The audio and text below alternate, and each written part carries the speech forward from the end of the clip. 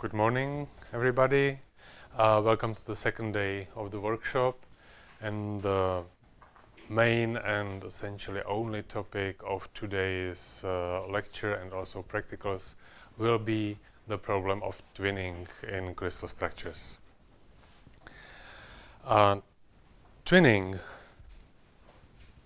has been well known since the beginning of crystallography, when people started wondering about the beautiful shapes of crystals in nature. They also discovered that there are often intergrowths found of various types. So here you can just see a couple of examples of different twins. So obviously somehow oriented connection or intergrowth of crystal individuals. Macroscopically, so if you investigate twins, you can find various types that differ by morphology, also by genesis.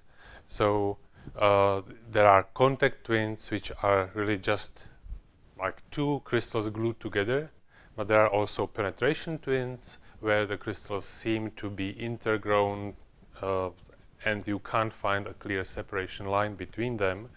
They are so-called polysynthetic twins. That means that there are actually only two orientations of the crystal, but there are many individuals separated, like in this case where there is the blue orientation and the red orientation oscillate or repeat several times. And there are cyclic twins, which is essentially a special case of contact twin, where the individuals form certain type of either perfect or almost perfect cycle. A well-known example of such cyclic twin are the five-fold twins found in gold nanoparticles. Well, in crystallography, of course, when we are investigating the materials, we may be interested in the origin of the twinning, the reasons for the twinning. But in solving the crystal structures, we are actually not that much interested in the macroscopic appearance of the twin, whether it is contact twin or penetration or whatever. We are most interested in the appearance of twinning in reciprocal space, or in diffraction.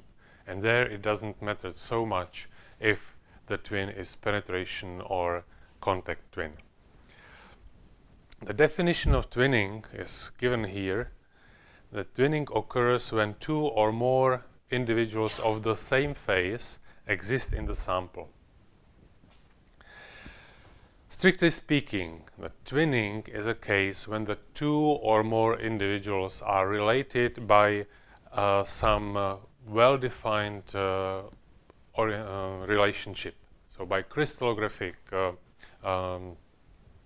transformation, so by certain well-defined plane, or twinning by rotation around a well-defined crystallographic axis. In daily use, you can see or find that crystallographers use the word twin for any occurrence of two or more lattices in the sample. So if you get a diffraction pattern where you can find more than one lattice, you frequently hear to reference to such case as twinning. I have a twin sample, although strictly speaking this is not quite correct.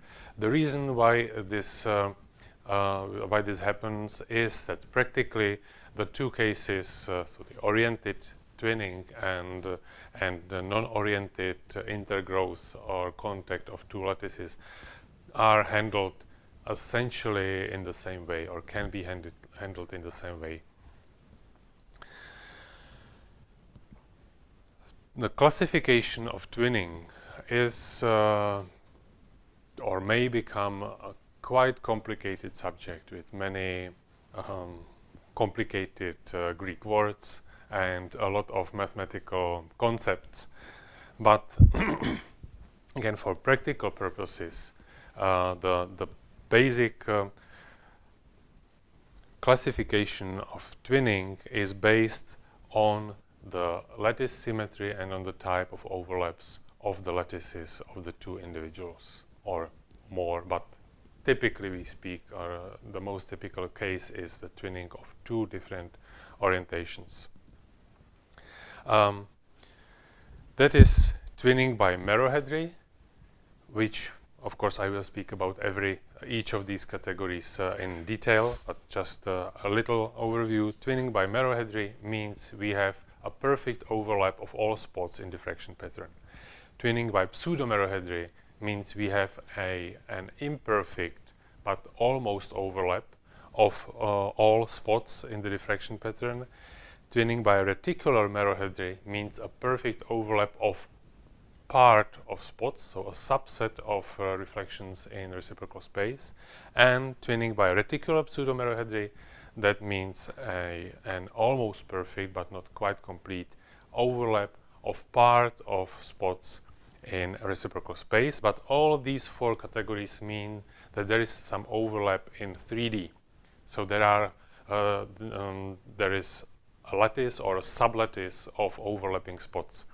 And the fifth category is non-merohedric twinning, and that is a twinning which has overlaps only along one plane in reciprocal space or along one line, or in the case of completely non-oriented pseudo-twin, or that twin that I mentioned that crystallographers misuse the term, then you may not have an overlap at all, or just a few random overlaps. So let's start with the first category, twinning by merohedry. This twinning occurs if the point group of the lattice is higher than the point group of the structure. That means that the same lattice can host the structure in more than one orientation. This is an example of such twinning that occurs only in high symmetry space groups. You can't have a twinning by merohedry, well, with one exception to which I come on the next slide. You can't have twinning by merohedry in a triclinic or monoclinic system. Here you see an example of a diffraction pattern of a material that has a square, so in this plane, a square lattice. Should not be there. So you see there is a square lattice. If you look only on the lattice and not on the blue spots, you see there is a mirror plane, obviously, because these are just squares. So there is a mirror plane here, there is a mirror plane here, and there is also a diagonal mirror plane here. If you look only at the lattice, not the spots. So the point group of the lattice is 4 over m, m, m. But the spots, there is clearly no mirror plane here. You see there is no mirror plane. But there is a fourfold axis. So this, and this spot, they are related by a fourfold axis. So in this plane, the symmetry is just 4. And in the third dimensions, in this case, this was derived from a structure that has a 4 over m symmetry. So in the symmetry of the structure, the axial and diagonal mirror planes are missing. And that means that the same lattice may host the structure in two different orientations. So the square may be rotated like this. And then if you would mirror the image by this plane, you would get another case when the square is oriented like this. Oh, sorry. Yes, like this. Now, if you do not have a twin, that's not really a problem. You can clearly recognize that there is only a fourfold symmetry, no mirror plane, no problem. Now, if you have a 25% twin, so 75% of this orientation and 25% of the second orientation, it is still okay to recognize that the symmetry of the structure is lower than the symmetry of the lattice. But if you have a perfect 50-50% mixture of the two twin orientations, you obtain something that has a false higher symmetry. There is a mirror plane in this picture. Perfect mirror plane here and perfect diagonal mirror plane. So in such case, you process the data and you come to the conclusion that you have a 4 over MMM point group. You will try probably to solve the structure and you'll see that you have problems. So this is one of the cases that are the most difficult to recognize. On the other hand, relatively easy to handle once you recognize it or once you have a suspicion that something like this may be the case. There is a special case of twinning by merohedry, and that is inversion twin. So if you have a non-central symmetric structure, so an example is shown here. So you have a lattice, and in each node of the lattice there is an object which is polar. So there is no inversion center here, but you can always invert the structure. The lattice stays the same because the lattice always has an inversion center. So if you invert the structure and overlap, you get a picture like this. So a superposition of this object with the bar up and bar down. So 50-50 orientation. But it's not a disorder, so that doesn't appear in the same crystal. That's just overlap of two individuals related by inversion twin. So inversion twin is possible in every non-central symmetric space group. So for every crystal that does not have inversion center, you can have in principle an inversion twin. Of course, if you have a chiral constituent of the crystal, so if you have a molecule that is only left-handed and not right-handed, then you cannot have an inversion twin, because for the inverted structure, you would have to have the right-handed variant of the molecule. So if that is not in the crystal, in the solution from which you crystallize the material, then you cannot have inversion twin. But in general case most inorganic structures do not have chiral constituents. So in most inorganic structures, if they crystallize in non-central symmetric space group, there is a possibility for inversion twinning, and it should always be checked during the refinement. On the other hand, this case doesn't pose any special problems in the structure solution and refinement stage, because you may remember, or you might know from yesterday, that because of the Friedel law, the diffraction pattern is actually not sensitive to the absence of inversion center in the structure. So actually both of the inversion twins give the same diffraction pattern. So the diffraction pattern is not affected, apart from the small contribution by resonant scattering is not affected by the presence of inversion twinning. So you process the data in a completely normal way, and only in the end you may try to refine the proportion of the twin domains.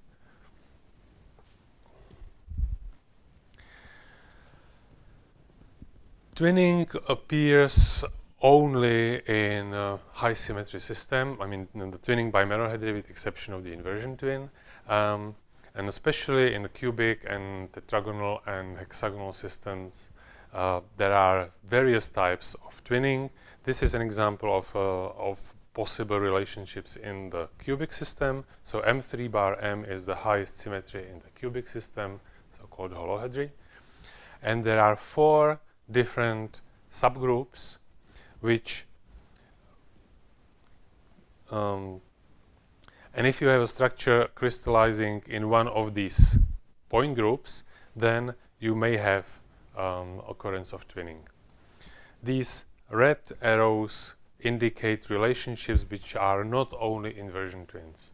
So if you have a 4-3-2 structure, then it can have twinning by merohedry, but only inversion twinning. So it doesn't really concern us so much for the solution stage. The same is true for 4 bar 3M. But if you have a 2-3 point group or M3 bar, then you have a non-trivial case of twinning by merohedry.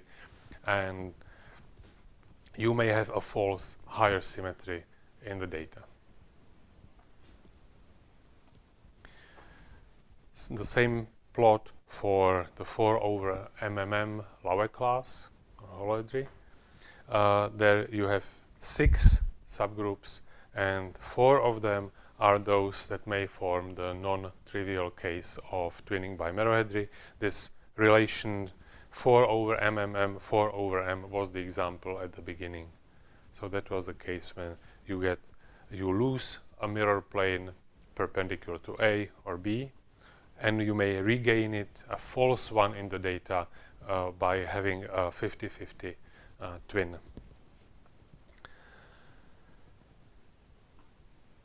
So that was twinning by merohedry. On one hand, this may really be unpleasant because it is not easy to recognize from the data. Actually, it's impossible to recognize in the data. The data set looks perfectly fine. There is nothing suspicious about it, and you can only recognize this case when you try to solve the structure in the higher symmetry, and you fail. So it doesn't work for some reason, and then you may think, okay, I have higher symmetry, and it might be a case of twinning by merohedry, so I should try one of the subgroups of the system I'm using. I was actually not quite right in the statement. In some cases, in some favorable cases, you can recognize, you may be able to recognize the twinning by merohedry from systematic absences. But we will come to that later. The second category is twinning by pseudo-merohedry. So the word or the prefix pseudo means almost or not quite. And this is a case when the lattice has approximately higher symmetry, but not quite. An example is a monoclinic lattice. So in monoclinic lattice, one of the angles is in general different from 90 degrees. But it may happen that due to the structural properties, the build-up of the structure has monoclinic symmetry, but the angle is very close to 90 degrees. And in that case, the lattice has approximately orthorhombic symmetry, but the structure is still monoclinic. And then, again, you may have a case when the structure, when there are 2 orientations of the structure, of the monoclinic structure, in the orthorhombic lattice, or pseudo-orthorhombic lattice. This is an example what it may look like in the crystal lattice. So you have one individual here, and this lattice, if I draw a rectangle like this, it has, let's say, almost right angle here. It's relatively far so that the image it becomes clear, but you can imagine this is almost rectangle, and then there is a twin boundary, and then this lattice is mirrored on the other side, and you see there is a mismatch between the mirrored lattice and the continuation of the black lattice. And if this mismatch is very small, it is almost like the 2 lattices were overlapping, although they are not, and there is a twin operation. In reciprocal space, this may look like this. This is again a relatively clear case, which was selected for a clear illustration of the case. You see that you have 2 lattices which have an angle of a couple of degrees between them. So you can nicely see here the split reflections, and the splitting gets smaller and smaller towards one line or one plane in reciprocal space, which is the plane where the reflections perfectly overlap. There is no clear-cut boundary between twinning by pseudo-merohedry and non-merohedric twinning. If you increase this angle at certain point, the separation will be so clear that you can say, okay, that there is no severe overlap. I can clearly separate the 2 domains, so this is non-merohedric. I would even say this may be also a boundary case, or that might be treated as non-merohedric twinning because the overlaps are actually not very severe out of the first plane and maybe the second plane on each side. But in many cases, and you will see it in the examples in the practical part, in many cases the geometry of the lattice is such that you actually cannot see the splitting at all. Maybe a word of explanation. If you do not see the splitting at all, that doesn't mean that you have twinning by merohedry. It's still pseudo-merohedry if the point group of the structure belongs to different crystal system than the point group, the apparent point group of the lattice. So if this relationship, the overlap of the spots, is not precisely given by symmetry, but it's just given by a coincidence of the lattice geometry. So if you have a monoclinic structure with an angle of very close to 90 degrees, even if it is perfectly 90 degrees and it's twinned, it is still twinning by pseudo-merohedry because it's just a coincidence that the angle is 90 degrees. It's not forced by symmetry. But it's just a terminological nuance. In practice, if you have perfect overlaps of spots, for you it doesn't really matter that much if it is called twinning by merohedry or twinning by pseudo-merohedry. The result is the same. The data as such, without considering the twinning and without discovering the twinning, cannot be used to refine the structure reliably. So again, an example of pseudo-merohedric twinning. If you do not see the splitting of reflections, then again you will get a apparent higher symmetry in the structure. So this is a case, one of the most common cases of pseudo-merohedric twinning. You have a structure which has a point group 2 over m, and the lattice, so the monoclinic angle is almost exactly 90 degrees, and therefore the lattice has a symmetry MMM, and you may have twinning by one of these mirrors.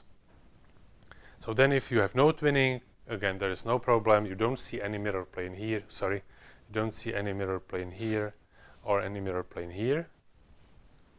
But then as you start adding the second domain, it becomes less clear, and if there is a 50-50 ratio of the twin domains, you have apparent mirror plane here, and if you process the data, you will think this is an orthorhombic crystal.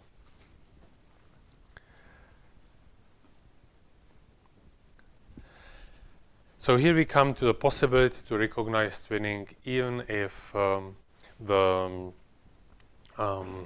overlap of spots is perfect. Sometimes, actually relatively often, you can recognize the twinning by the presence of strange systematic absences. Let's have an example. This is a case when the lattice is square, or tetragonal. So see, the lattice is formed by squares in this picture, but the structure itself has a point group MMM, and the space group is PMMA. So there is a glide plane perpendicular to C, and this glide plane contains glide along A, and that means that every second row of reflections along the H index is missing. So you see that although the lattice is squared, you have no reflection here, no reflection here, no reflection here. This is the consequence of the systematic absences induced by the space group PMMA. But now, because the lattice is square, there is a possibility of twinning by rotation around the origin by 90 degrees. The lattice has the fourfold symmetry, so you can do the twinning, or you may expect the twinning by rotation by 90 degrees. So if we do that and add 25% of the other domain, suddenly you see, you get the rotation, and you see funny thing. You see squares of reflections with empty centers. And if we add 50% domain, this picture is the same. Now there is a false fourfold symmetry, But still, you see these empty squares in the middle of each square of reflections, or empty centers in the middle of each square of reflection. There is no such systematic absence for any of the 230 space groups. Not possible. So if you see systematic absences that have such a strange form, there are holes in centers of squares or hexagons, or there are other types of strange distribution of spots, then it's a very strong sign of twinning. And actually one of the only and one of the easiest ways to recognize that you have a twinned sample. At this point, I will emphasize what I will probably say a few more times during this workshop. It's always good to check the diffraction patterns. If you record the data, have a look at the diffraction patterns.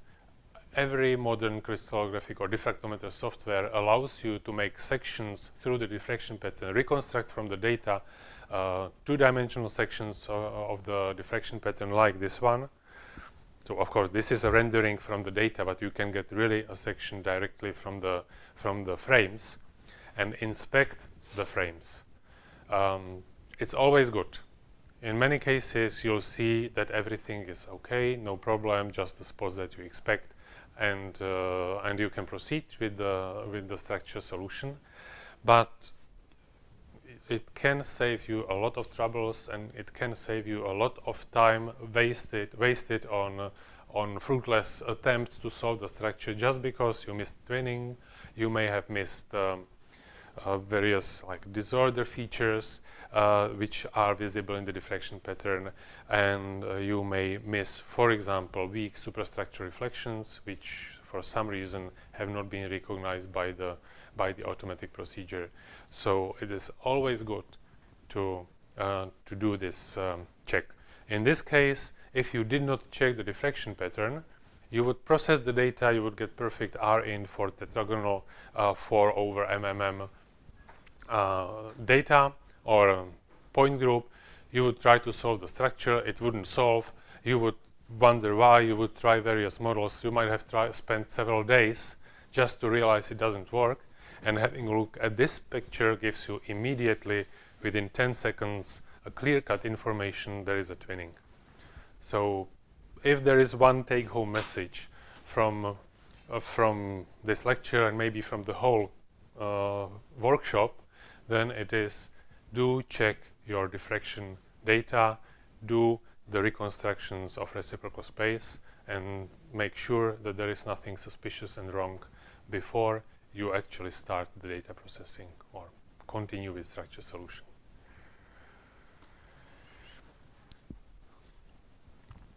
So if you have a pseudo-merohedric twinning without splitting, it's essentially equivalent to merohedric twinning.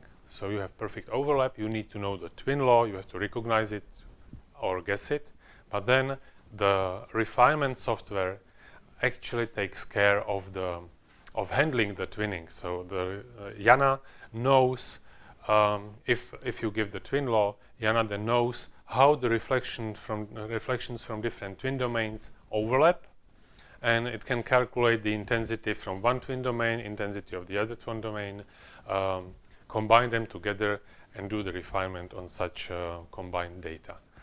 So once you recognize the twin law and if you have perfect overlap of reflections, it's actually an easy case. Somewhat more complicated is the case if you have split reflections. This is difficult to handle in the data processing stage because some reflections are very close and cannot be separated. Other reflections are far and can be integrated separately as single spots. And then there is the gray zone of reflections which are just about so-so, and you actually cannot be sure if they can be reliably integrated as separate or combined. So then there are several options that you can use. One is possible only if there is not too much overlap. And then you can actually decide to ignore all the domains but the first one, ideally the strongest one. So you take just the strongest domain and you silently ignore the fact that you have other domains, and those couple of reflections that may be affected by twinning are not likely to do a lot of or cause a lot of problems in the refinement. It's all right if one domain is really dominant and if the overlap is not too severe. The second possibility is that you use only the first domain, but you enter the twinning matrix, and then the Jana calculates which of the reflections are likely to be overlapped and takes that into account. Again, if the first domain is dominant and if the overlap is not too severe, this is also the second possibility, and that works best, or that works okay. But still, it's not optimal. The best are one of these two options here, and the third option means that you integrate the data in all domains. So first in first domain, then in second domain, in the third domain. If there is a third domain, you integrate that. But during the integration, you do not give the integrating program any information that there are other domains in the sample. So the program integrates reflections of only one domain, and if the reflections are separated, you will get only a single reflection from the domain, and if the reflections are overlapped, you will get a combined intensity of both domains or all domains. And then in Jana, you can set some criterion for estimating if the reflections are overlapped or not. And that uses the twinning matrix and certain angular difference limits that you can set in Jana.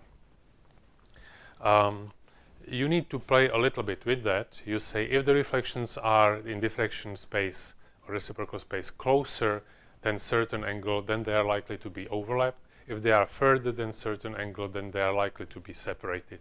And then there is a gray zone in between, where you don't know if they are separated or overlapped, and these reflections are excluded from the refinement. So you need to set the limits wisely so that you do not exclude too many reflections and you still separate properly the classes of fully overlapped and fully separated reflections. This used to be the preferred approach in the times of point detectors and also in the early times of CCD cameras, when the diffractometer software was not or were not that good in treating twins. Nowadays, the softwares have their own very elaborated procedures for recognizing twin and for integrating twins, and therefore there is now another option which is probably the preferred one if you trust your diffractometer software, and that is using all domains plus so-called HKLF5 data. HKLF5 is the data format that includes information about the twinning and about reflections which are overlapped and which are not. This format is produced by the integration software, so the diffractometer software. So if you want to use this format, I will speak about it on the next slide. If you want to use that, you have to recognize the twinning during the data processing. You have to find the twin law during the data processing and then tell the program, please integrate both domains, try to recognize which reflections are overlapped and which are not, and please produce an HKLF5 data set. And the HKLF5 format looks like this. So at first glance, it looks like a normal HKL intensity sigma type of file. So you have the reflection indices HKL, then the intensity of the reflection, and then the standard uncertainty of the intensity. But then you have another number, and this number refers to the number of twin domain. So this line here means that this reflection the indices 5, 6, 7 refer to the orientation of the second twin domain. And the second reflection, you see that the indices are not the same, but the intensity is the same. And this second line is refers to the first twin domain. And the list of the overlapped reflections which correspond to different domains ends with the domain number which is positive. All the numbers before that are negative. So in this case we have only two domains. So this start tells us there is a reflection which has indices 5, 6, 7 in the second twin domain and 5, minus 6, minus 7 in the first twin domain. They are overlapped and their combined intensity is 33,279.1.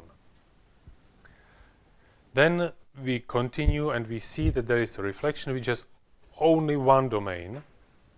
So 5, 6, minus 6 has only contribution from the first domain, and therefore it is a separated reflection.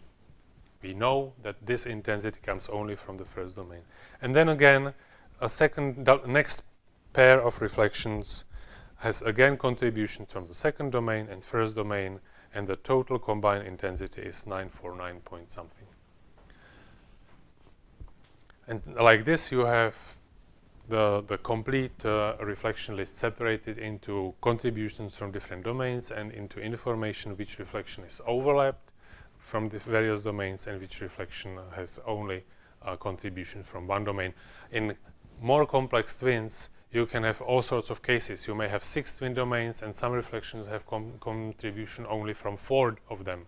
And all this information can be included and encoded in the HKLF5 format.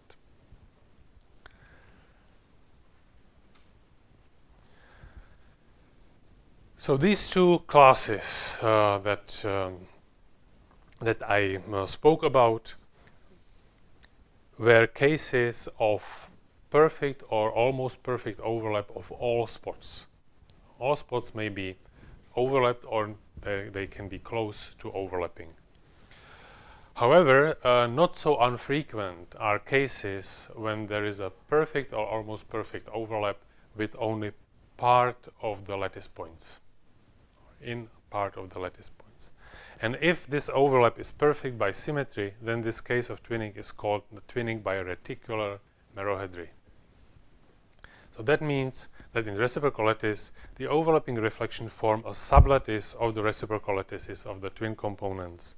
And this sublattice occurs thanks to the high symmetry of the underlying reciprocal lattices. So this is a nice case of such reticular merohedry. You have a tetragonal lattice which is mirrored by this line.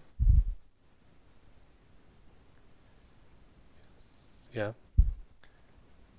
And so you have two orientations of the lattices, and some of the nodes like this one, this for the red lattice, or this node here, this node, they do not overlap, but there is a sublattice of points which are highlighted here in black that that overlap perfectly.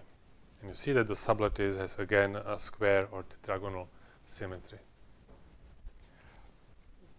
This is an illustration, and this is a real-life example, a picture taken from a publication, and you can see if you focus on the picture, this is already separated in the two twin domains, so the reflections belonging to the two twin domains are encircled. But despite that, you can see that the diffraction pattern is really busy, and without the interpretation it's not so easy to understand what's going on. But you can see this sublattice of strong spots. See, this is strong, this is strong, this is strong, so there is a square sublattice of spots.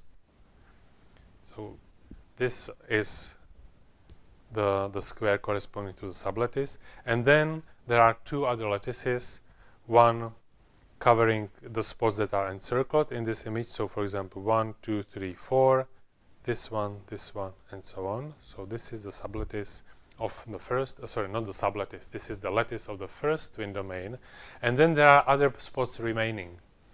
For example, here it's this spot here, and this spot here, which are not explained by the red lattice, but they are explained by another orientation of the lattice obtained by mirroring along this line.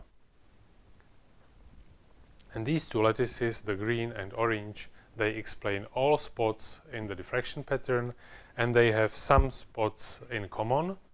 These are the spots that form the red sublattice, and other spots that are well separated. Such twinning is usually relatively easy to recognize if you check the diffraction pattern, because the distribution of the spots is in some sense very regular. It has high symmetry, but it doesn't form a lattice. And that is a sign of merohedral, twinning by reticular merohedry. And then your task is to find the orientation of the typically two, you can have up to 4, but typically 2 different orientations of the lattices that form such a complicated pattern. So it's easy to recognize, it's not so easy to find the orientations of the lattices, but it's usually possible. A very frequent and also very easily recognizable case of twinning by reticular merohedry is the so-called obverse-reverse twinning in rhombohedral structures. So if you have a trigonal structure with R-centered or R-type of lattice, so rhombohedral lattice, then in the hexagonal description, the HK0 plane, so the basic plane perpendicular to the threefold axis, has this form. So only every third reflection along every line is present. So you see present, then 1, 2, 3, present, 1, 2, 3. So there are 2 missing, 1 present, 2 missing, 1 present. And in this direction is the same case. So this is a normal pattern for a rhombohedral lattice. But if you go to HK1, so the first level, you expect to see the same pattern, only shifted by 1A or 1B star.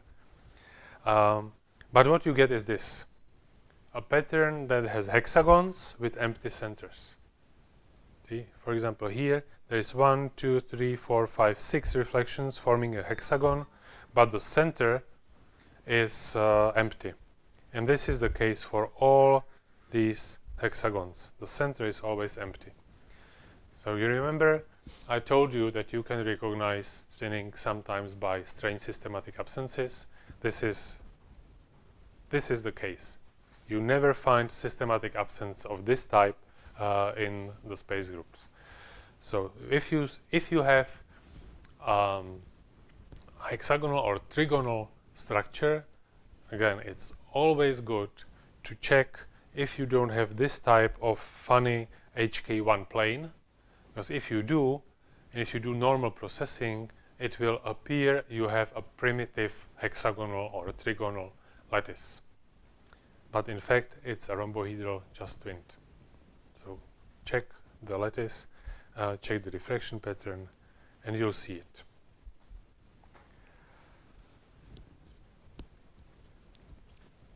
The next and last main category is twinning by reticular pseudo-merohedry. Becomes complicated to pronounce, but it's the remaining case. So we have an almost overlap, so partial overlap of a subset of reflections. Here is again an example of a reciprocal lattice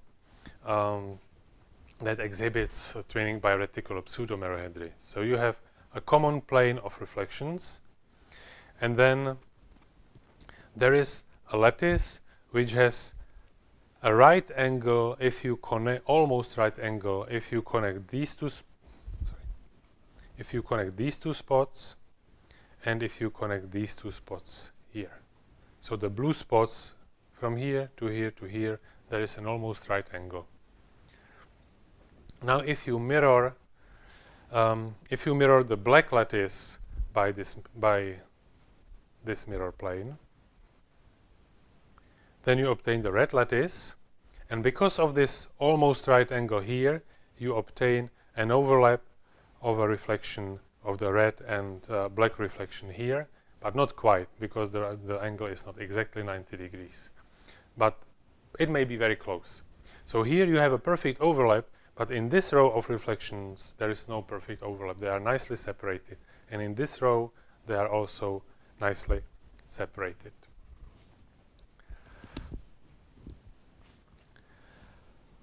Again, this can be relatively easily recognized in the diffraction pattern.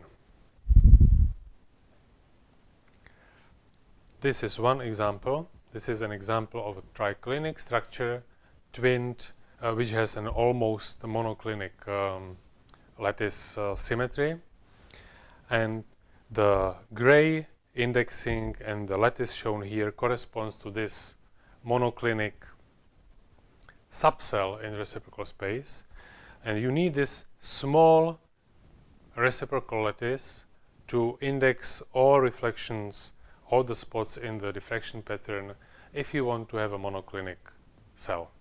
A subcell in reciprocal space means a supercell in direct space, so you actually have a too large unit cell, and on top of that you assume a wrong symmetry. But here again, it's emphasized by the empty circles, but you have these funny systematic absences. Empty reflection every now and then in the center of this shape. So all these reflections are present, and in the center there is an absent reflection. So again, this is a fingerprint of twinning. And if you can then find this triclinic lattice with A star triclinic being a diagonal of the original cell, and the B star triclinic being actually 2 times the other diagonal of the original cell, and with this lattice and with the twinning operation being a mirror plane on this line or on this plane, you can describe all the spots and the systematic absences. These funny systematic absences come out naturally, immediately, as a consequence of the twinning of the triclinic lattice. This is another case. This is a very typical case. It is one of the examples from the practical session, so we will deal with this example also practically. If you do not know anything about reticular pseudo-merohedry and about possibilities of twinning, you need to have used this reciprocal lattice, this very tiny little rectangle, to describe, to index all the reflections in the reciprocal space. But in fact, this pattern is a result of twinning, and the real lattice is not orthorhombic, this small in the reciprocal space, but it's monoclinic, and it's actually 4 times bigger. So in direct space, the cell is 4 times smaller. And you can see this alternation of densely populated rows of reflections, which are the rows that do not have overlaps of the twin domains. So each of these reflections has contribution of only 1 twin domain. And then in the second row there are much stronger reflections, and they have bigger separation. And this is the row or plane of reflections where the twin domains overlap, and both domains contribute to 1 reflection.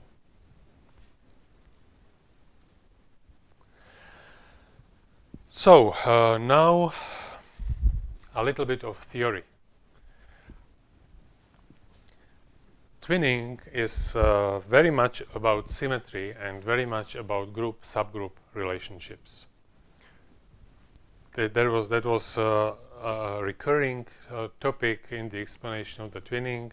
The lattice symmetry is higher than the symmetry of the structure, either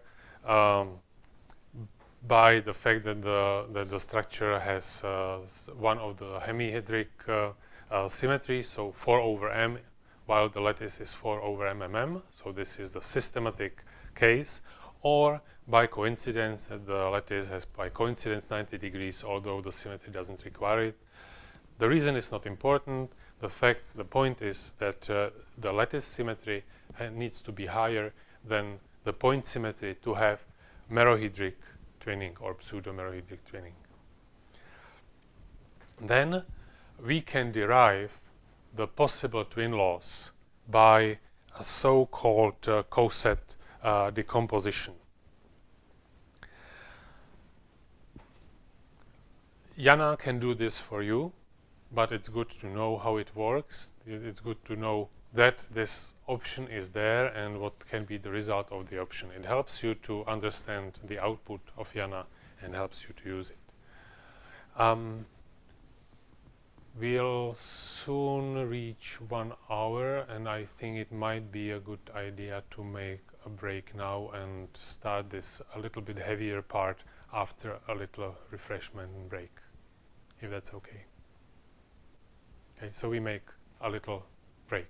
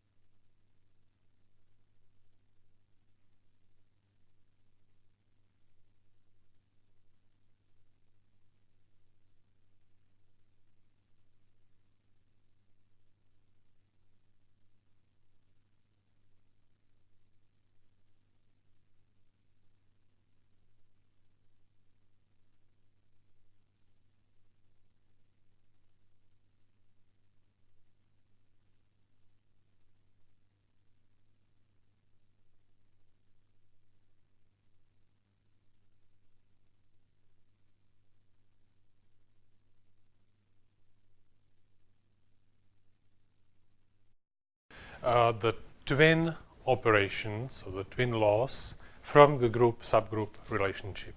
A twin law is a transformation that transforms the lattice of one twin individual to the lattice of another individual, or more generally, transformation of a reference lattice, which does not necessarily have to be a lattice of any of the twin individuals, but typically it is a reference lattice to the lattices of the individual twin domains. So in case of merohedric or pseudo-merohedric twinning, we have a perfect or almost perfect overlap of all spots. And then the possible twin laws, so the transformations, are determined by the lost symmetry operations between the symmetry of the lattice and the symmetry of the structure. We are talking about point group symmetry because we are essentially thinking in terms of reciprocal space, and reciprocal space has point group symmetry or class Laue group symmetry. So let's imagine, let's consider that the point group of the structure is denoted G, and the point group of the crystal lattice is H. And then G is a subgroup of H. That means that some symmetry operations from H are present in G, but not all of them. And we want to find a set of all possible twinning operations that may occur due to this group-subgroup relationship. What we need to do is we need to decompose the group H, so the symmetry of the lattice, into the so-called set of right cosets.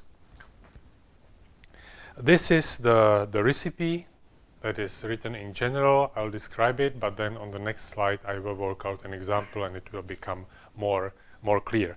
So we choose one element of H.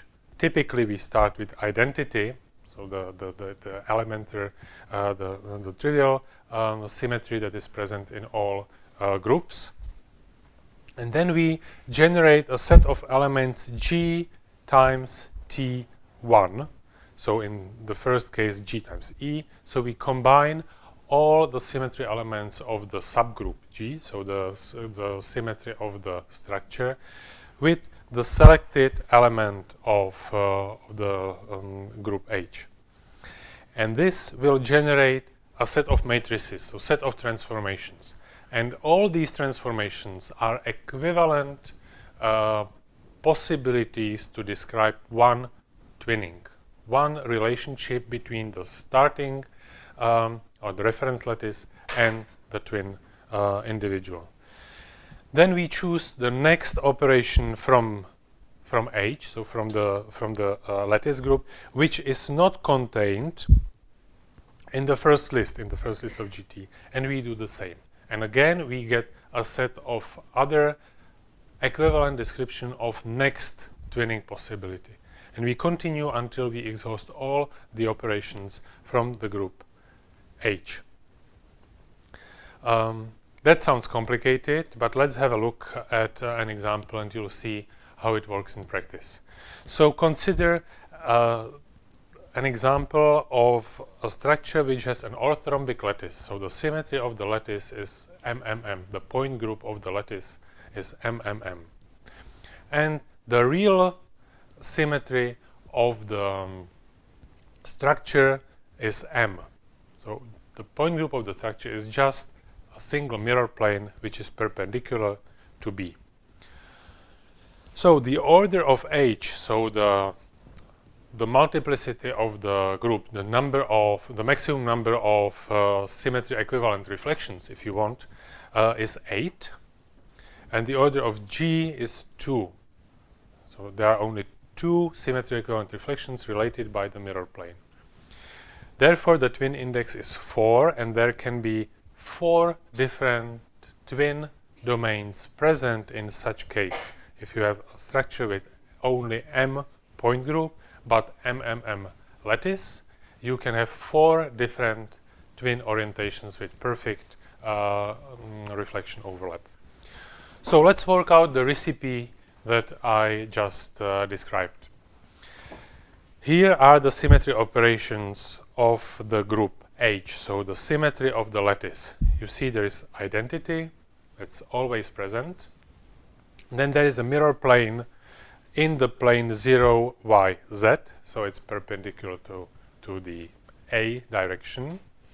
There is a mirror plane perpendicular to the B vector, and there is a mirror plane perpendicular to the C vector. Then there is inversion center, and then a combination of two mirrors is a twofold axis. So whenever you have two mirror planes perpendicular to each other, so you have two mirror planes perpendicular to each other, and on their intersection there is automatically a twofold axis. Just an automatic consequence of combination of two mirror planes. So therefore we have twofold axis along each of the three directions, along A, B, and C. So all in all, we have 8 symmetry operations in the group MMM, and therefore the order of MMM is 8. The point group of the structure is M, so that's a very simple case. We have only the identity and a mirror plane perpendicular to B. So now we start the decomposition into the right cosets. We choose the first element, identity, and combine it with all elements of the structure point group. So identity combined with identity remains identity. Identity combined with mirror plane is a mirror plane. Anything combined with identity remains the same. So we have identity and the mirror plane. And these two are two equivalent twin operations. So the first possible twin operation is identity. Again, that's a trivial one. So if you have a reference lattice which corresponds to one of the orientations of the structure, then that lattice is one possible twin domain. So if you apply identity to it, you obtain the first twin domain. If you apply a mirror plane to that twin domain, you obtain the same, because the mirror plane perpendicular to B is one of the symmetry operations of the structure itself. So if you apply it to the structure, you obtain the same structure. So these two are the trivial twin operations which give you the first domain, the reference orientation. So then we delete these two elements from the group of the lattice, and we continue with the next one that is left. So this is a mirror perpendicular to A. It's in the plane 0, y, z, so it is perpendicular to the first direction, to the A vector. Combined with identity, we obtain the mirror plane, and combined with the mirror plane perpendicular to y, so mirror plane perpendicular to x combined with mirror plane perpendicular to y gives us a twofold axis parallel to C, or to Z. Sorry, I may be messing up a little bit with the letters, so let's keep with the lattice vectors. So mirror plane perpendicular to A combined with mirror plane perpendicular to B gives you a twofold axis parallel to C, and that is this. So again, so this is the first real twinning operator, mirror plane perpendicular to A. That's not a symmetry operation. It's not a symmetry operation of the structure, but it is a symmetry operation of the lattice, and therefore it is one possible twinning element. But the twofold axis rotation around Z is gives you just the same second twin orientation. These two are equivalent, and you can choose any of them as your twin law. And now we continue again. We remove these two from the list. So we remove this one, and the next element is the mirror plane perpendicular to C, and we do the same operation. So combine with identity, combine with the second mirror plane, so mirror plane perpendicular to C, combined with the mirror plane perpendicular to B gives you a twofold axis parallel to A. So again, we got a second set of equivalent twin laws. So you can either apply a mirror perpendicular to C or a rotation by twofold axis along A. These two are equivalent twinning operations. And what we are left with is the inversion center, and we get inversion center and a twofold axis parallel to B as the fourth set of equivalent twin operations. So the result is we figured out what we knew from the beginning, that the twin index is 4, so there will be 4 possible twin orientations, and these 4 possible twin orientations are described with these 4 right cosets, and you may choose any of these two columns or any of these two elements from any of the 4 lines, and you will get a set of 4 possible twinning operations that generates you the 4 possible twin domains of this structure in this lattice. I'm speaking about it in quite some length because well, it's a somewhat non-trivial concept, but also because if you do the group-subgroup transformation in Jana, you do not need to do this. Jana will do this coset decomposition for you. If you say what is your desired subgroup, you will get the coset decomposition, you will get a set of possible twin domains, but you are asked to choose the representative of each twin domain. So you are asked to choose which of these two elements you want to apply for every twin domain. You are free to choose. The result does not depend on that. It is just a matter of convenience. Sometimes you may like one of the operations more. You may want to describe the twinning as a mirroring, or rather as a rotation. It's your free choice. The result is not dependent on that, and people often get confused. They get this dialogue, please choose the coset representative, and there is a lot of symmetry elements, and people get scared. I don't know which one to choose, and that will screw up my structure analysis. So no, it will not. If you don't have any special requirements or any idea what the representative should be, just choose the first one and it will work. And Jana will then introduce these coset representatives as twin laws, and you can directly start refinement in the subgroup with the twin laws introduced. Of course, we will see that in one of the practical examples, and this is what it looks like in Jana. So in the first dialog, you have all the symmetry operations of the higher symmetry. So in this case, it is P4 over MMM, and by choosing certain symmetry elements, only a subset of them, you choose a subgroup to which you want to go. So in this case, you suspect that your structure is not P4 over MMM, but only P4 MM. So you lose the mirror plane perpendicular to C. So you complete the subgroup, you get the relationship, you get the twin index, which is 2, or the ratio of the multiplicity of the higher symmetry and lower symmetry, and that tells you that you have only one twin law, so only 2 twin domains. And then in the next screen, this is what I was talking about. Select one representative of the second coset, and here you see there are 8 possible representatives, 8 possible equivalent descriptions of the same twinning. So for example, you can choose the inversion center. So this is an inversion twin. Or you may like to think about the twinning as a mirroring perpendicular to C. So this is the mirror that you lose. So you may want to imagine that the structure mirrors by a mirror perpendicular to C. If you like that, you can use this as a twin law. But all these are equivalent. You may even choose a 4-bar roto-inversion axis as your twinning operation. That would be a unusual choice, but for the structure analysis, it is equally valid.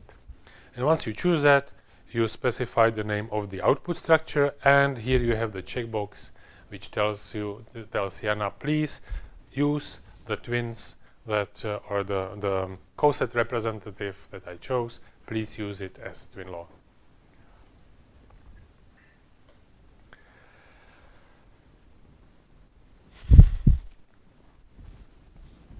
Twinning is very frequent in three-dimensional structures, and it's maybe even more frequent in modulated structures. I haven't spoken about modulated structures yet.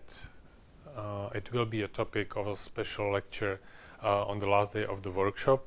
But when speaking about twinning, I cannot leave out this case of twinning in modulated crystals.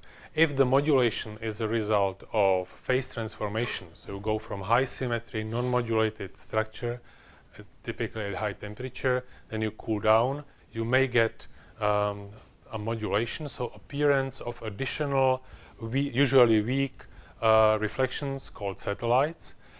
And if this is accompanied by the lowering of the point group symmetry, then you can have a twinning which preserves the main strong reflections, but the weak reflections appear in several orientations depending on the group-subgroup relationship.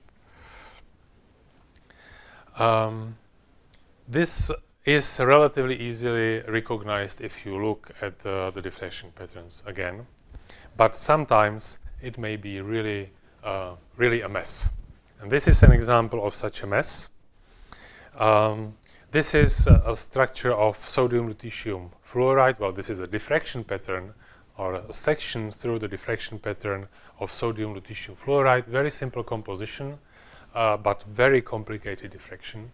You can see there are many features in this diffraction pattern, and I may give you a few seconds to contemplate what you can see in this pattern. I hope it is, I think it is clear enough. So just have a look and try to see features that catch your eye and features that you think would be worth checking.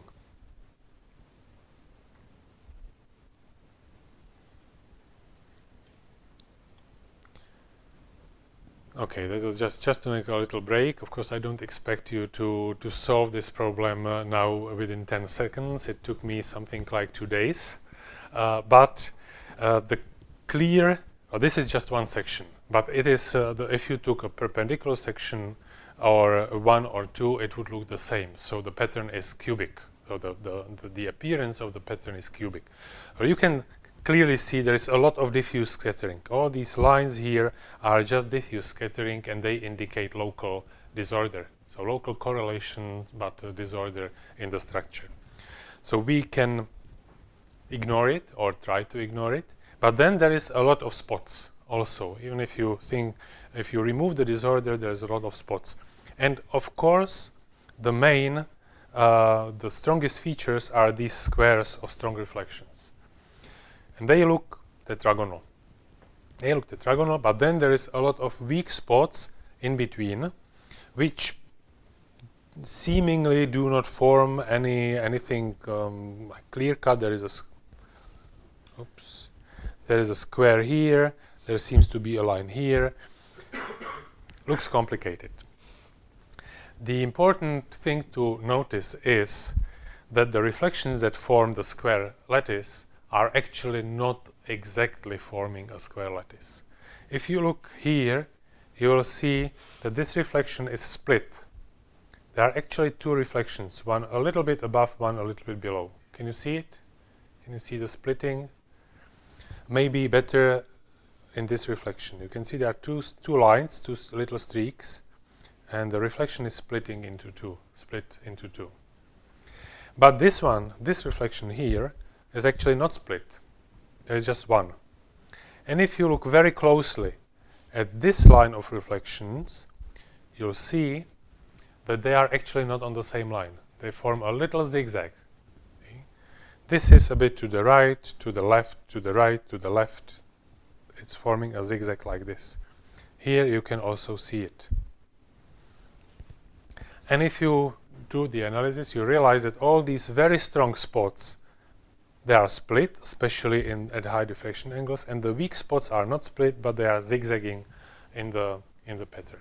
So this is a sign that it's actually not cubic, where it has lower symmetry, and in fact you can describe it with a tetragonal unit cell, which is a threefold twinned in the pseudo-cubic pattern. But that's not all. Then there are all these weak spots, and if you look at them really closely, you can see that they can be described with the diagonal superlattice that runs like this. And again, you need to introduce twinning to describe all the lines.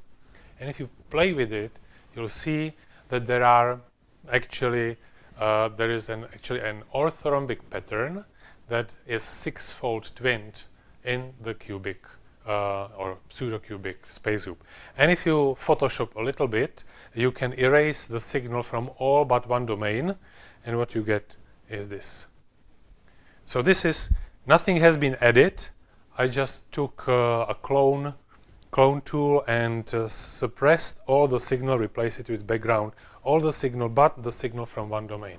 And suddenly this looks very clear. So it's an orthorhombic unit cell, it's pseudo-tetragonal, and in the orthorhombic unit cell you have these additional spots which are actually 1/5 along the way along B star. And that can be described as a 5-fold C-centered, commensurately modulated orthorhombic structure. So that is an illustration that the twinning can sometimes be really nasty, and on top of that there is this disorder that makes it even more difficult to interpret. Just to spice up a little bit on that, we did some electron diffraction experiments on this material, and we realized that this disorder is actually not really disorder, that on small domains it can be resolved in small spots, and the final description was actually a 3+2 dimensional modulated structure. Full stop. So let us summarize the somewhat more theoretical part of the lecture. So the twinning can be classified by the relationship of the lattices of the individuals of the twin, or of the twin individuals. So if the lattice has higher symmetry than the crystal by symmetry, like in the tetragonal case, 4/m versus 4/m, or in the cubic, the m3 bar m versus 2,3, then this is called twinning by merohedry. If the lattice has higher symmetry than the crystal by special metric, so an angle being very close to 90 degrees, or the unit cell A being equal to unit cell length B in an orthorhombic group, then it's not enforced by symmetry, it's a coincidence, a special geometry, then it's a twin by pseudo-merohedry. The result is that in the twin by merohedry, all spots overlap exactly. In the twin by pseudo-merohedry, all spots overlap approximately, or there may be a few spots that overlap exactly, but most spots overlap approximately. And if I return back, this is a classical case of twinning by pseudo-merohedry if we forget about the satellites. But here all the reflections, sorry, this is the reticular pseudo-merohedry, because there are some spots that are separated and other spots that are overlapped. So, excuse me, this is a reticular pseudo-merohedry. So the second case is that not all spots overlap, only a subset of the spots, and then we are speaking about reticular merohedry in the case of the symmetry relation, and reticular pseudo-merohedry in the case of a special crystal metric. So again, coming back, so this is the case of twinning by reticular pseudo-merohedry. And the importance between recognizing pseudo-merohedry from merohedry and reticular pseudo-merohedry from reticular merohedry is that if you know you have a pseudo-merohedry, it makes sense to look for reflection splitting. Usually, if you look carefully in the diffraction pattern, especially at the highest angles, you have a chance to see at least a hint of splitting. If you don't, an interesting option is to record high-resolution powder diffraction pattern, which is more sensitive to these things than single crystals. And again, there you may see splitting of peaks, which is an indication of slight lowering of symmetry. If you have merohedry, like real symmetry-based merohedry, there is no splitting at all. On a more practical note, how can we recognize twinning? Or what can we do with the different twinning cases? So for the case of twin by merohedry, you cannot recognize it from the diffraction pattern. There you need to guess. If you try to solve the structure in the highest symmetry and you fail, or you find some of the indications that there might be a twinning, we'll come to that a little bit later, what are the indications, then you should have the knowledge that that space group is prone to twinning by merohedry, and you should just try one of the subgroups.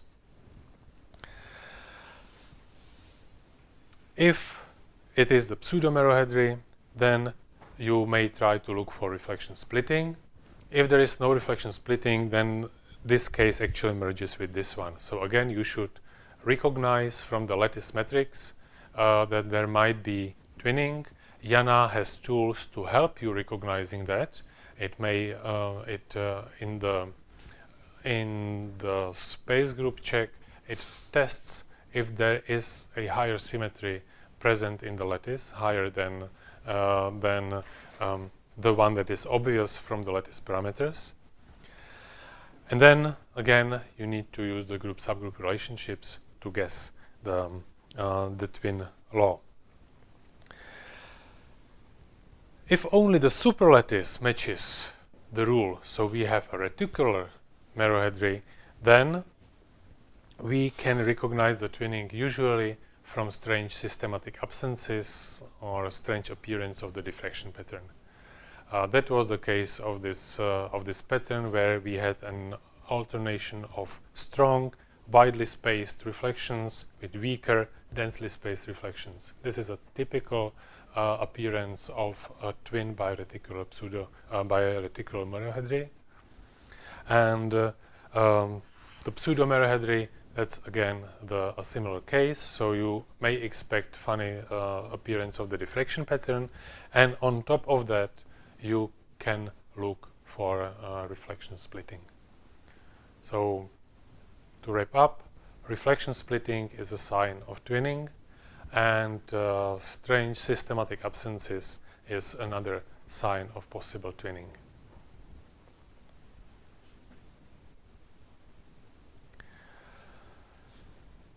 So what if you do not recognize the twinning straight right from the data analysis, and you proceed with the data until the structure solution and structure refinement stage? What may happen? This is a scheme of a possible structure, which you see has almost an MM symmetry in these two dimensions, but there is one atom or one feature that breaks this symmetry and makes it actually just a P1 structure without any symmetry. So such structure is prone to twinning very much, because most of the structure has the higher symmetry, and that little feature here may order in one or another way in the structure. So it's either prone to twinning or disorder. We leave aside the disorder possibility for tomorrow, and we look what happens if we have a twinning. So one twinning operation is the mirror plane, which is present in the lattice but not present in the structure, and we get a mirrored a structure like this. And of course the second mirror plane is here, and then the twofold axis generates this structure. So we have 4 possible twin domains, and if you do not recognize it and try to solve the structure in high symmetry, what you get is sort of a superposition of the 4 twin domains in one structure. And what you will see is a cluster that, well, this is just a scheme, so here we cannot really discuss what is chemically reasonable or not, but in real structure you may get a cluster that is not chemically reasonable or requires partial occupancies of atoms, split atomic positions, and you may also get large displacement parameters, so atoms that are not really happy in the place they are. Strangely, you may sometimes get small displacement parameters on some atoms. In general, it's difficult to draw a clear-cut line what is bad and what is good, but very often you can get the feeling that something's wrong with the structure from the combination of various signs. The R value in the refinement just doesn't want to go down. It stops at 15% or 12%. The data looks excellent. You think you should go to 3 or 4, but it just doesn't go below 11, 10, 15%. Whatever you do, you split atoms, you refine occupancies, you do whatever, and it stays high.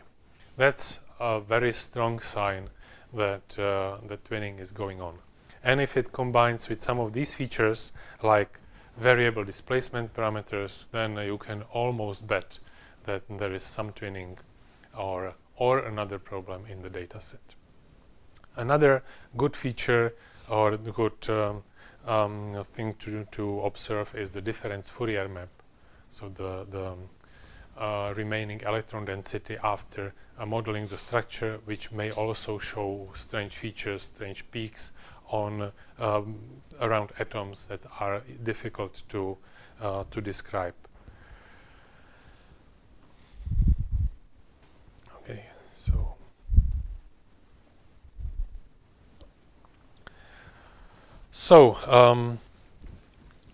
I told already that if you have twinning by merohedry or pseudo-merohedry with perfectly overlapping spots, then once you recognize the twinning and once you identify the twin law, the refinement as such is not a difficult thing. The structure solution step may be difficult because for the solution, all the programs that solve structures from diffraction data assume that you have data from one twin domain. So they assume that the reflection intensity corresponds to the square of the structure factor of the corresponding diffraction vector.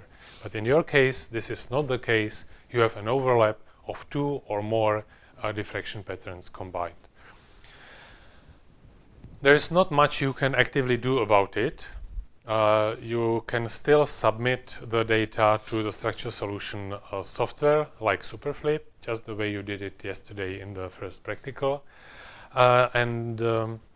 For the structure solution program, such data is something like a very noisy data set. So it has large errors on the intensities, but still there will be a tendency for strong reflections to be strong and weak reflections to be weak. So very often you get a solution. Very often it is of relatively low quality because the data are not of high quality for the solution program. So you may get partial solutions. You may get solutions where the height of the peaks in the electron density does not correspond to the scattering power of the atoms, so you get wrong atomic assignments. You may get atoms assigned as iron, although it should be oxygen, or vice versa. So you need more crystallographic and crystal chemical knowledge about the structure you are working on to be able to construct and improve the model from the initial suggestion by the structure solution method. Again, there will be examples on this, and you will see that we will be able to solve the structures from twinned data, but there will be, let's say, imperfections in the original model that you will need to improve. So for the solution step, there is not much you can do. You just have to hope that you'll get the structure despite of the problem of the overlapping spots. For the symmetry, that's recurring. Again, you can guess the symmetry from non-overlapping spots from strange systematic absences. But it may be complicated, so again, you need to keep that in mind and think about alternatives if some symmetry doesn't work. And then the final refinement nowadays is usually done using the HKLF5 symmetry intensity file prepared by the diffractometer software and containing the information about which reflections are really overlapped and which have been separated in the integration process. So finally, let's have a look at just a few more examples of twinning, just as an illustration. These slides, or a couple of the following slides, were prepared by Karen Friese from Jülich, from the Center for Newton Science, and she kindly allowed me to use these for illustration. So this one is a very nice case. It's an eye-centered, so body-centered tetragonal structure with the C parameter approximately 2 times the A parameter. And these are electron diffraction images, so these are experimentally made sections through the reciprocal space. And you can see that the diffraction patterns look strange, especially this one and this one. They don't look as like a regular lattice, and it may be difficult to realize what is going on, but it is actually just an overlap of different orientations of the same crystal. So here you have the sections perpendicular to 0, 0, 1, so perpendicular to C star, or in other words, this is the AB plane, this is the AC plane, and this is the BC plane, which is the same as this one, just rotated by 90 degrees. And now this pattern can be described as a superposition of the AC plane with the of the AB plane with the AC plane. So these spots are coming from here, and the remaining spots, see these spots here, they will be described with this pattern. And we have a complete description of the pattern. This one is actually relatively tricky because here you do not see the signs of twinning very much. There is this feature that every second line of reflections is less densely populated than every odd line. But if you look very closely, you will see a few spots in between, and at first glance it may not be so obvious that this is a twinned pattern. This is quite different case. Here you can see it clearly. This is the case of these funny, strange, systematic absences. So if you want to really index this pattern, you need very small reciprocal unit cell, this little square here. But then there will be many reflections which are not present in the lattice. And in fact, this is an overlap of this AC plane diffraction pattern with this diffraction pattern. So with the same pattern rotated by 90 degrees. I used the green color instead of the black one. So this is again nicely describing all the spots in the pattern, and it's almost, well, of course it's beautiful and also very interesting how strange and complicated patterns you can get by overlaps of relatively simple single lattices. And the third case is an overlap of all three.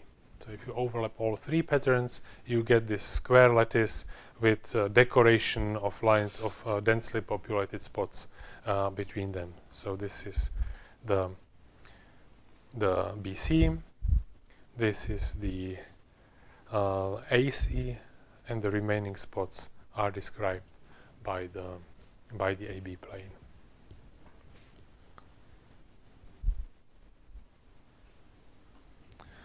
So the next example is the twinning by inversion.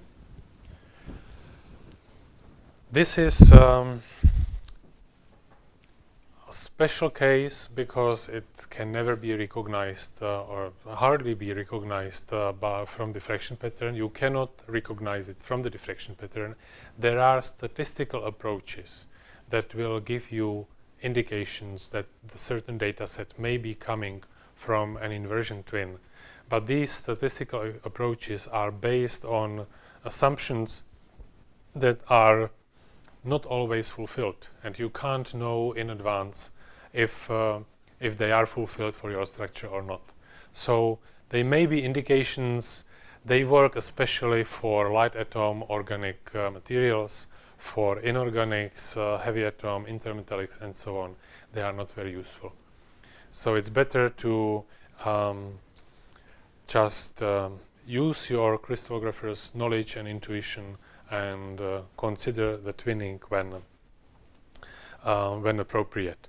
So this is an example of silver bismuth oxide, which was first solved and refined in the space group P, N, and A, so inversion space group, and it produces just one environment of bismuth, which has an average distance of 2.23 angstroms, and that would correspond to bismuth 4+. But in fact, the properties of the material indicate that this is not bismuth 4+, but there should be a bismuth 3 and 5+. And in fact, what you need to do, and the right description of the structure, is in a non-central symmetric subgroup P, N, and 2. So the A glide is lost, and the A glide is here, and it relates these two. It relates these two polyhedra, makes them equivalent. So if you lose or remove this A glide, these two polyhedra become inequivalent, and they refine to also much more meaningful displacement parameters. Note that these ellipsoids here of these oxygens are very elongated, very flat, thin, and elongated. They become less flat and less elongated in the non-central symmetric structure, and the coordinations of bismuth change into two distinct types. One has the mean distance of 2.31, which nicely corresponds to bismuth 3+, and the second changes to the mean distance of 2.15, which corresponds to bismuth 5+. So this is a very tricky case. The structure in P and Na looks meaningful, at least to a certain extent. You could convince yourself probably that these large ellipsoids are simply the consequence of whatever certain flexibility of the size of the polyhedron, or due to other effects. But in fact, what you obtain is a structure that is not correct, because it does not reflect the properties of the material, and it is not correct despite of the fact that the atomic positions are almost right.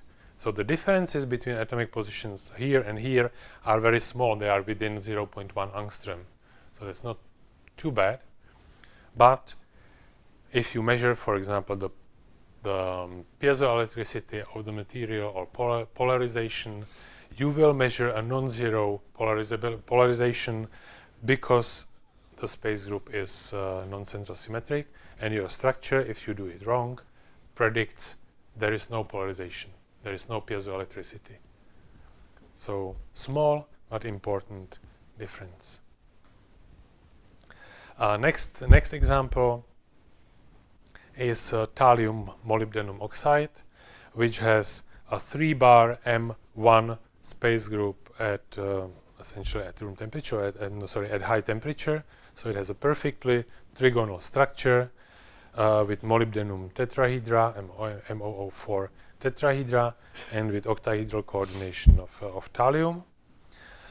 And then if you cool it down, you get a phase transition to something that has a strangely low symmetry. But I say strangely because the transition from 3-bar M1 to C2 is that's a big decrease of symmetry. It's not very usual, but that's what it is.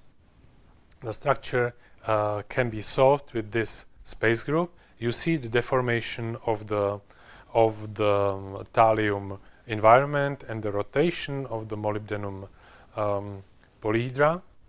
And this twinning can be actually recognized from the diffraction pattern. This is just a rendering. It's not a real experimental diffraction pattern, but you have 3 individuals. They seem nicely hexagonal, but in fact they are slightly deformed. And if you overlap them, you get a pattern like this, which shows small splitting of reflections, and that splitting becomes more obvious towards high diffraction angles. If you see this, again, that's a strong indication that that there is splitting. And in this case, this is even easier because you have a high symmetry, a high temperature pattern that does not have the splitting. So in this experiment, the structure was first measured at high temperature. It was perfectly hexagonal, no problem. And then at low temperature, suddenly you start seeing small splitting of reflections, a clear indication of a lowering of the symmetry.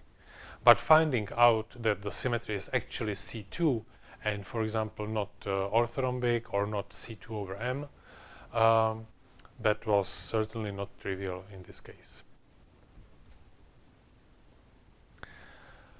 And the final example is the example that we will work with in the practical session. So the first example. This is cesium lithium sulfide and sulfate. Sorry, it's not sulfide, it's sulfate. This is a single diffraction pattern. It looks beautiful. No reflection splitting. No partial overlaps, very good data, no streaking, everything looks perfect. This is the, these are the peaks shown in reciprocal space, so these are the reflection positions in reciprocal space. And you can see that there are these lines here. You see them, the lines of reflections.